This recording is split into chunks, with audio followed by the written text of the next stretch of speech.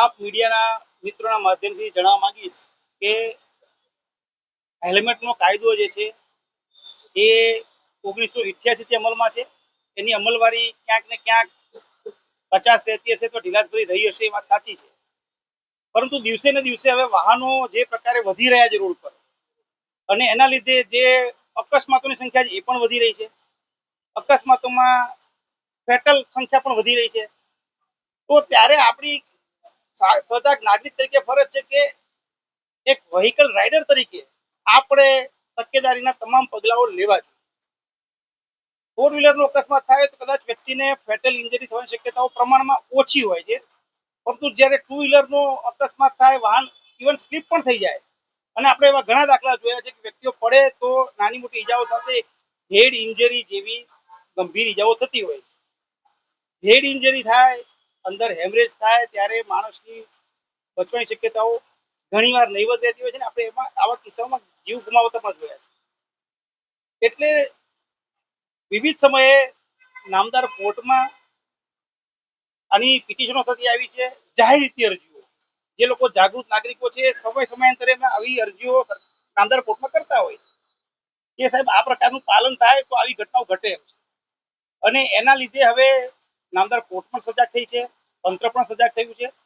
એટલે દરેક જગ્યાએ અત્યારે તંત્ર જે છે એ નાગરિકોને સતત સજાગ કરવાનો પ્રયત્ન કરી રહ્યું છે કે જે કાયદામાં લખેલું છે એનું આપણે પાલન કરીએ, અને પાલન કરીએ એટલે ઓવરઓલ જે લોકોનો જે આપણે જાહેર એનો જીવ બચાવવાની સંખ્યા છે એ વધી શકે, અને સલામત ટ્રાફિક, સલામત સવારી આપણે થાય. આપણે ઘરેથી કામ પર નીકળીએ, બહારથી નીકળીએ અને ઘરે પરત જઈએ, આપણા ફેમિલી માટે આપણે સહી સલામત પરત પહોંચીએ, એના માટે ફોર વ્હીલર હોય કે ટુ વ્હીલર હોય, જે સલામતીના ધારાધોરણ છે એને આપણે અપનાવીએ. આ જ નિયમની વાત છે. આપણા રાજકોટ શહેરમાં એ અમલવારી આપણે આજથી ચાલુ કરી છે. આપણે જોઈ રહ્યા છીએ રોડ પર કે ઘણા સજાગ નાગરિકોએ હેલ્મેટ પહેરવાનું શરૂ પણ કરી દીધું છે. મને એ પણ વિશ્વાસ છે કે આ એક દિવસનો કાર્યક્રમ નથી. લોકોમાં જેમ જેમ અવેરનેસ આવશે એમ એની સંખ્યા વધશે. આજે 10% હશે, 6 મહિનામાં એ ફોલો કરનારની સંખ્યા 20% પહોંચશે, પછી 30% પહોંચશે. અને એવો પણ સમય આવશે કે લગભગ રાજ્યના, આપણા શહેરના તમામ નાગરિકો આ નિયમ જે છે હેલ્મેટના સુખાકારી નિયમ એનું પાલન કરતો થઈ જશે, એવો મને પૂરો વિશ્વાસ છે. નાનું બાળક હોય છે તો મહિલા કહી રહી છે કે બાળક ડરી જાય છે, હું પાછળ હેલ્મેટ પહેરું તો એટલે અમુક સિચ્યુએશન છે પ્રેક્ટિકલ પોલીસ જોશે.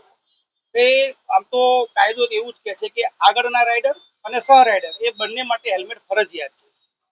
બેની વચ્ચે નાનું બાળક હશે તો એના માટે જરૂર નથી, પણ આગળ કોઈ પુરુષ કે સ્ત્રી ચલાવી રહ્યા છે, પાછળ 12 વર્ષ 15 વર્ષ સુધીનું બાળક જે સામાન્ય રીતે સ્કૂલમાં જઈ શકે એવું હોય, તો એના માટે પણ હેલ્મેટ ફરજિયાત છે.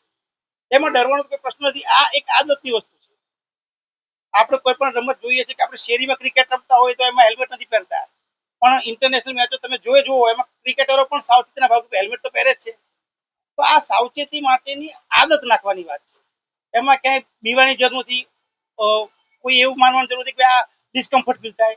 એ થોડોક ટાઈમ હોય, થોડોક ટાઈમ આપણે આદત આવી. એ સમિતિનો અધિકાર છે, એ નાગરિકોની બધી સમિતિ છે, એમને વિરોધ કરવાનો અધિકાર છે.